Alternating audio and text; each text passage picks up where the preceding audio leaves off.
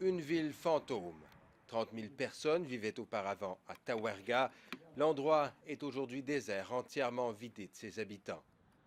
Tous ont fui au mois d'août devant l'assaut des combattants rebelles venus de la ville voisine de Misrata. Dans chacun de ces immeubles, dans chacun de ces appartements, vivaient jusqu'à récemment des familles entières qui sont toutes parties dans la précipitation. Ici, par exemple, vivait Madame Mousba, née en 1919, c'est sa carte d'identité. Son appartement a été visiblement saccagé après son départ. D'autres, à côté, beaucoup d'autres, ont été incendiés. Pillards et incendiaires sont d'ailleurs encore à l'œuvre dans la ville, comme en témoignent les nombreuses colonnes de fumée à l'horizon. Et pour l'organisme Human Rights Watch, leur identité ne fait aucun doute. Tous les soirs, il vient pour brûler les maisons de Tawerga. Qui il? Des rebelles de Misrata. De fait, les rebelles de Misrata sont maintenant les seuls occupants de Tawerga. Ils gardent l'entrée de la ville et ne voient pas d'un bon œil un éventuel retour de ses habitants. Ils leur reprochent d'avoir soutenu Kadhafi, d'avoir hébergé ses soldats.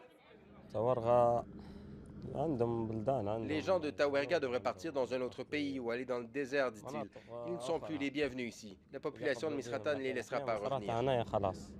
Pour Peter Bukert, les Tawerga sont aussi victimes de racisme, du simple fait qu'ils ont la peau noire. Ici, on peut parler de nettoyage ethnique parce que c'est une population noire. Et on peut aussi parler de punition collective. Mais les exactions commises par des rebelles de Misrata ne s'arrêteraient pas là. Human Rights Watch les accuse aussi du massacre de ces 53 hommes pro-Kadhafi dans la ville de Sirte la semaine dernière. Tués pour la plupart d'une balle dans la tête, les mains attachées dans le dos.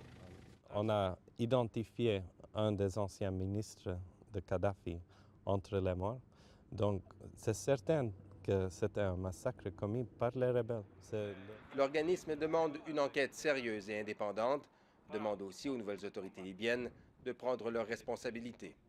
Bien sûr, c'est inquiétant parce que maintenant on voit qu'il y a des groupes de rebelles qui commettent des crimes avec l'impunité. Si depuis le début du soulèvement contre Kadhafi, les meneurs rebelles défendent de grands principes comme la liberté, la démocratie, le respect des droits de l'homme, ces idéaux restent visiblement encore à concrétiser. Jean-François Bélanger, Radio-Canada, Tawerga.